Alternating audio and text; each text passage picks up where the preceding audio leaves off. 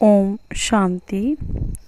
10 जून 2025 के बाबा के महावाक्य। बाबा कहते, मीठे बच्चे, तुम्हें श्रीमत पर सबको सुख देना है। बाबा कहते सुख देना है, परंतु श्रीमत पर सबको सुख देना है। तुमको श्रेष्ठ मत मिलती है श्रेष्ठ बनकर दूसरों को बनाने के लिए।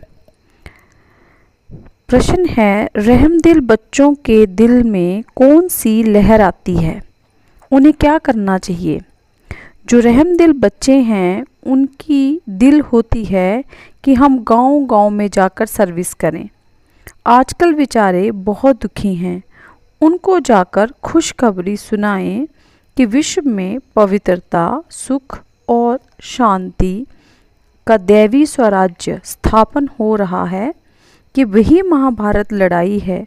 बरोबर उस समय बाप भी था, अभी भी बाप आया हुआ है। ओम शांति। मीठे मीठे बच्चे, यहाँ बैठे हो तो ये ज़रूर समझते हो कि हम हैं ईश्वरीय संतान। ज़रूर अपने को आत्मा ही समझेंगे। ईश्वर की संतान है तो हम अपने आप को आत्मा समझेंगे। शरीर है तब उन द्वारा आत्मा सुनती है।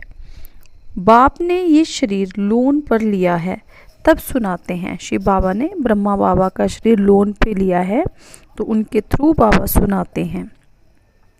अभी तुम समझते हो हम हैं ईश्वरीय संतान, वो संप्रदाय, फिर हम दैवी संप्रदाय बनेंगे। स्वर्ग के मालिक होते ही हैं देवताएं। हम फिर से 5000 वर्ष पहले मुआफिक दैवी स्वराज्य की स्थापना कर रहे हैं, फिर हम देवता बन जाएंगे। इस समय सारी दुनिया, भारत खास और दुनिया आम, सब मनुष्य मात्र एक दो को दुख ही देते हैं। भगवान डिक्लेयर करते हैं कि एक दूसरे को दुख ही देते हैं क्योंकि बॉडी कॉन्शियस में रहते हैं। उन्हों को ये नहीं कि सुख धाम भी होता है। परमपिता परमात्मा ही आकर सबको सुखी शांति बना देते हैं। यहाँ तो घर घर में एक दो को दुख ही देते हैं, सारे विश्व में दुख ही दुख है। अभी तुम बच्चे जानते हो बाप हमको 21 जन्मों के लिए सदा सुखी बनाते हैं। कब से दुख शुरू हुआ, फिर कब पूरा होता है, ये और कोई की बुद्धि में चिंतन नहीं होगा। तुमको ही ये बुद्धि में है कि हम बरोबर ईश्वरीय संप्रदाय थे। यूँ तो सारी दुनिया के मनुष्य मात्र ईश्वरीय संप्रदाय हैं। हर एक उनको फादर कह बुलाते हैं। अब बच्चे जानते हैं शिव बाबा हमको श्रीमत दे रहे हैं। श्रीमत अर्थात श्रेष्ठ मत। श्रीमत मशहूर है, ऊंच ते ऊंच भगवान की ऊंच ते ऊंच मत है। गाया भी जाता है उनकी गतमत न्यारी। शिव बाबा की श्रीमत हमको क्या से क्या बनाती है। स्वर्ग का मालिक और जो भी मनुष्य मात्र हैं वो तो नरक का मालिक ही बनाते हैं। अभी तुम हो संगम पर, ये तो निश्चय है ना। निश्चय बुद्धि ही यहाँ आते हैं और समझते हैं बाबा हमको फिर से सुखधाम का मालिक बनाते हैं। हम ही 100% पवित्र गृहस्थ मार्ग वाले थे। ये स्मृति आई है, 84 जन्मों का भी हिसाब है ना। कौन कौन कितने जन्म लेते हैं। जो धर्म बाद में आते हैं उन्हों के जन्म भी थोड़े होते हैं। तुम बच्चों को अब ये निश्चय रखना है। क्या निश्चय रखना है? कि हम ईश्वरीय औलाद हैं। हमको श्रेष्ठ मत मिलती है सबको श्रेष्ठ बनाने के लिए। हमारा वही बाबा हमको राजयोग सिखलाता है।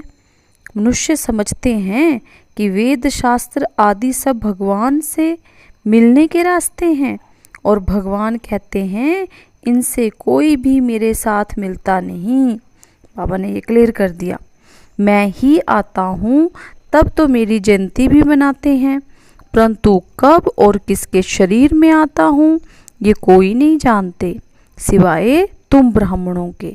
अभी तुम बच्चों को सबको सुख देना है। बाबा हमसे एक्सपेक्ट करते हैं कि हम बाबा के बच्चे हैं, सुख के सागर के बच्चे, तो हमें सभी को सुख देना है। दुनिया में सब एक दो को दुख देते हैं। वो लोग ये नहीं समझते कि विकार में जाना दुख देना है। अभी तुम जानते हो कि ये महान दुख है। कुमारी जो पवित्र थी उनको अपवित्र बनाते हैं। नरकवासी बनने के लिए कितना सेरेमनी करते हैं। यहाँ तो ऐसे हंगामे की कोई बात ही नहीं। तुम बड़ा शांति से बैठे हो, सब खुश होते हैं, सारे विश्व को सदा सुखी बनाते हैं। तुम्हारा मान शिव शक्तियों के रूप में है। तुम्हारे आगे लक्ष्मी नारायण का तो कुछ भी मान नहीं है। बाबा देखो कितना श्रेष्ठ बनाते हैं कि तुम्हारे आगे लक्ष्मी नारायण का भी मान नहीं, शिव शक्तियों का ही नाम वाला है। क्योंकि जैसे बाप ने सर्विस की है, सबको पवित्र बनाकर सदा सुखी बनाया, ऐसे तुम भी बाप के मददगार बने हो। इसलिए तुम शक्तियाँ भारत माताओं की महिमा है। ये लक्ष्मी नारायण तो राजा रानी और प्रजा सब स्वर्गवासी हैं। ये बड़ी बात है क्या?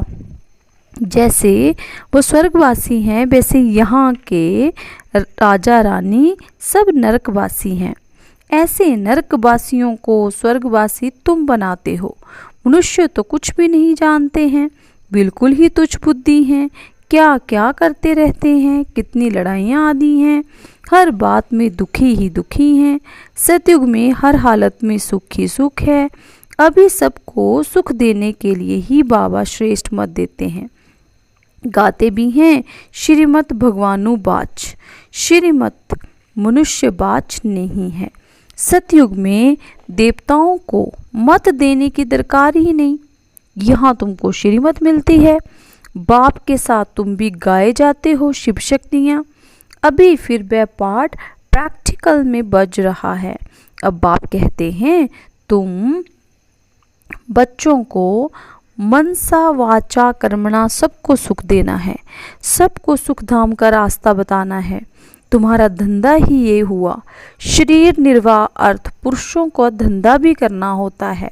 कहते हैं शाम के समय देवताएं परिक्रमा पर निकलते हैं। अब देवताएं यहाँ कहाँ से आए? परंतु इस समय को शुद्ध कहते हैं। इस टाइम पर सबको फुर्सत भी मिलती है। तुम बच्चों को चलते फिरते उठते बैठते याद करना है, बस कोई देहधारी की चाकरी आदि नहीं करनी है। बाप का तो गायन है द्रौपदी के पांव दबाए, इसका भी अर्थ नहीं समझते हैं। स्थूल में पांव दबाने की बात नहीं है।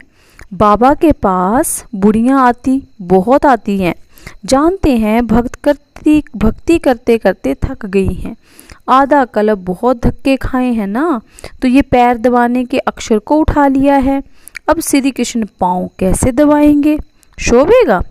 तुम श्री कृष्ण को पाँव दबाने देंगी? श्री कृष्ण को देखते ही उनको चटक पड़ेंगी। उनमें तो बहुत चमत्कार रहता है। श्री कृष्ण के सिवाय और कोई बात बुद्धि में बैठती ही नहीं, वही सबसे तेजोमय है। श्री कृष्ण बच्चे ने फिर मुरली चलाई, बात ही नहीं जचती। यहाँ तुम शिव बाबा से कैसे मिलेंगे? तुम बच्चों को बोलना पड़ता है, शिव बाबा को याद कर फिर इनके पास आओ। तुम बच्चों को तो अंदर में खुशी रहनी चाहिए कि हमको शिव बाबा सुखी बनाते हैं 21 जन्मों के लिए। ऐसे बाप के पिछाड़ी तो कुर्बान जाना चाहिए। कोई सपूत बच्चे होते हैं तो बाप पर कुर्बान जाते हैं, बाप की हर कामना पूरी करते हैं। कोई तो ऐसे बच्चे होते हैं जो बाप का खून भी करा देते हैं। यहाँ तो तुमको मोस्ट बिलव्ड बनना है, किसी को भी दुख नहीं देना है।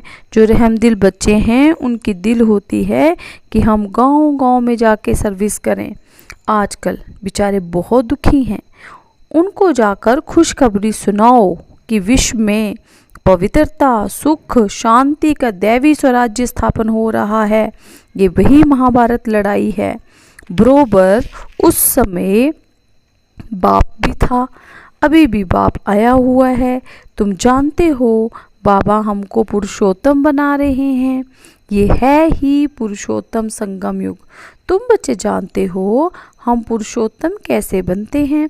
तुमसे पूछते हैं कि तुम्हारा उद्देश्य क्या है, तो बाबा कहते बोलो, मनुष्य से देवता बनना। देवताएं तो मशहूर हैं। बाप कहते हैं जो देवताओं के भक्त हों उनको समझाओ। भक्ति भी पहले पहले तुमने शुरू की शिव की, फिर देवताओं की। तो पहले पहले शिव बाबा के भक्तों को समझाना है। बोलो, शिव बाबा कहते हैं मुझे याद करो। शिव की पूजा करते हैं, परंतु ये थोड़े बुद्धि में आता है कि पतित पावन बाप हैं। भक्ति मार्ग में देखो धक्के कितने खाते हैं। शिवलिंग तो घर में भी रख सकते हैं, उनकी पूजा कर सकते हैं, फिर अमरनाथ बद्रीनाथ आदि तरफ जाने की क्या दरकार है। परंतु भक्ति मार्ग में मनुष्यों को धक्के जरूर खाने हैं। तुमको उनसे छुड़ाते हैं। तुम हो शिव शक्ति, शिव के बच्चे। तुम बाप से शक्ति लेते हो, वह भी मिलेगी याद से। बाबा कहते कि शिव से शक्ति लेते हो मुझसे, लेकिन शक्ति भी कैसे मिलेगी? याद से। बिना याद के शक्ति नहीं मिलेगी। विकर्म विनाश होंगे, पतित पावन तो बाप है ना। याद से ही तुम विकर्माजीत पावन बनते हो। सबको ये रास्ता बताना है। तुम अभी राम के बने हो। राम राज्य में है सुख, रावण राज्य में है दुख। भारत ही में ही सबके चित्र हैं जिनकी इतनी पूजा होती है। ढेर के ढेर मंदिर हैं, कोई हनुमान का पुजारी, कोई किसका। इनको कहा जाता है ब्लाइंड फेथ। अभी तुम जानते हो हम भी ब्लाइंड फेथ थे। इनको भी मालूम नहीं था ब्रह्मा विष्णु शंकर कौन है, क्या है। जो पूज्य थे फिर वही पुजारी बने। सतयुग में है पूज्य, यहाँ है पुजारी। बाप कितना अच्छी रीति समझाते हैं। तुम जानते हो पूज्य होते ही है सतयुग में। यहाँ है पुजारी तो पूजा ही करते हैं। तुम हो शिव शक्तियाँ। अभी तुम ना पुजारी ना पूज्य हो। बाप को भूल मत जाओ। ये साधारण तन है ना, इसमें ऊंच ते ऊंच भगवान आते हैं। तुम बाप को अपने पास निमंत्रण देते हो ना, बाबा आओ, हम बहुत पतित बन गए हैं। पुरानी पतित दुनिया, पतित शरीर में आकर हमको पावन बनाओ। बच्चे निमंत्रण देते हैं, मीन्स भगवान हमारे इनविटेशन पे इस धरती पे आते हैं कि बाबा आओ, आकर के हमें फिर से इम्प्योर से प्योर बनाओ। तो यहाँ तो कोई पावन है ही नहीं, बाबा कहते, तभी तो आपने मुझे बुलाया। ज़रूर सभी पतितों को पावन बनाकर ले जाएंगे ना, तो सबको शरीर छोड़ना पड़े ना। मनुष्य शरीर छोड़ते हैं तो कितना हाय दोष मचाते हैं। तुम खुशी से जाते हो। अभी तुम्हारी आत्मा रेस करती है कि देखें कौन शिव बाबा को जास्ती याद करते हैं। शिव बाबा की याद में रहते रहते ही शरीर छूट जाए तो अहो सौभाग्य, बेड़ा ही पार। सभी को बाप कहते हैं ऐसा पुरुषार्थ करो। सन्यासी भी कोई कोई ऐसे होते हैं, ब्रह्म में लीन होने के लिए अभ्यास करते हैं, फिर पिछाड़ी में ऐसे बैठे बैठे शरीर छोड़ देते हैं। सन्नाटा हो जाता है। सुख के दिन बाबा कहते फिर आएंगे। इसके लिए ही तुम पुरुषार्थ करते हो। बाबा हम आपके पास चलें। आपकी ही याद करते करते जब हमारी आत्मा पवित्र हो जाएगी तो आप हमको साथ ले जाएंगे। आगे जब काशी कलवड़ खाते थे तो बहुत प्रेम से खाते थे, बस हम मुक्त हो जाएंगे ऐसे समझते थे। अभी तुम बाप को याद करते चले जाते हो शांति धाम। तुम बाप को याद करते हो तो इस याद के बल से पाप कटते हैं। बस समझते हैं हमारे फिर पानी से पाप कट जाएंगे, मुक्ति मिल जाएगी। अब बाप समझाते हैं ये कोई योग बल नहीं है। पापों की सजा खाते खाते फिर जाकर जन्म लेते हैं। नए सिर पर पापों का खाता शुरू होता है। कर्म अकर्म विकर्म की गति बाप बैठ समझाते हैं। राम राज्य में कर्म अकर्म होते हैं माना सतयुग में, और इस रावण राज्य में कर्म विकर्म हो जाते हैं। वहाँ कोई विकार आदि होता नहीं। मीठे मीठे फूल बच्चे जानते हैं बाप हमको सब युक्तियाँ सब राज समझाते हैं। मुख्य बात ये है कि बाप को याद करो। पतित पावन बाप तुम्हारे सामने बैठे हैं। कितना निर्माण है, कोई हंकार नहीं, बिल्कुल साधारण चलते रहते हैं। बाप दादा दोनों ही बच्चों के सर्वेंट हैं। तुम्हारे 2 सर्वेंट हैं, ऊंचते ऊंच शिव बाबा और फिर प्रजापिता ब्रह्मा। वो लोग त्रिमूर्ति ब्रह्मा कह देते, अर्थ थोड़े जानते हैं। त्रिमूर्ति ब्रह्मा क्या करते हैं कुछ भी पता नहीं। अच्छा, मीठे मीठे सी किलते बच्चों प्रति माता पिता बाप दादा का याद प्यार और गुड मॉर्निंग। रूहानी बाप की रूहानी बच्चों को नमस्ते। रूहानी बच्चों की रूहानी बाप दादाजी को नमस्ते, गुड मॉर्निंग, ओम शांति। धारणा के लिए मुख्य सार। नंबर 1, सदा ये निश्चय रहे कि हम ईश्वरीय औलाद हैं। हमें श्रेष्ठ मत पर चलना है, किसी को भी दुख नहीं देना है, सबको सुख का रास्ता बताना है। सेकंड पॉइंट, सपूत बच्चा बन बाप पर कुर्बान जाना है, बाकी हर कामना पूरी करनी है। आज का वरदान, स्व उन्नति द्वारा सेवा में उन्नति करने वाले सच्चे सेवाधारी भव। स्व उन्नति सेवा की उन्नति का विशेष आधार है। स्व उन्नति कम है तो सेवा भी कम है। बाबा कहते हैं खुद की उन्नति नहीं करेंगे, खुद का पुरुषार्थ नहीं करेंगे तो सेवा भी कम करेंगे। सिर्फ किसी को मुख से परिचय देना ही सेवा नहीं है, लेकिन हर कर्म द्वारा श्रेष्ठ कर्म की प्रेरणा देना ये भी सेवा है। जो मनसा वाचा कर्मणा सदा सेवा में तत्पर रहते हैं, उन्हें सेवा द्वारा श्रेष्ठ भाग्य का अनुभव होता है। तो बाबा कहते, जितनी सेवा करते उतना स्वयं भी आगे बढ़ते हैं। अपने श्रेष्ठ कर्म द्वारा सेवा करने वाले सदा प्रत्यक्ष फल प्राप्त करते रहते हैं। स्लोगन, समीप आने के लिए सोचना, बोलना और करना समान बनाओ। कि बाबा के समीप आना है तो जो सोचना है वही बोलना है और वही करना है। अव्यक्त इशारे, आत्मिक स्थिति में रहने का अभ्यास करो, अंतर्मुखी बनो। तो इसके लिए बाबा ने आज पॉइंट दिया कि एकाग्रता का आधार है अंतर्मुखता। अगर फोकस करना है, कंसंट्रेट करना है तो बाबा कहते इंट्रोस्पेक्शन ज़रूरी है। अंतर्मुखता में रहने से सूक्ष्म शक्ति की लीलाएं अनुभव करेंगे। आत्मिक स्थिति में रह आत्माओं का आह्वान करना, आत्माओं से रूह रिहान करना, आत्माओं के संस्कार स्वभाव को परिवर्तन करना, आत्माओं को बाप से कनेक्शन जुड़वाना, ऐसे रूहानी लीला का अनुभव होगा। ओम शांति, ओम शांति,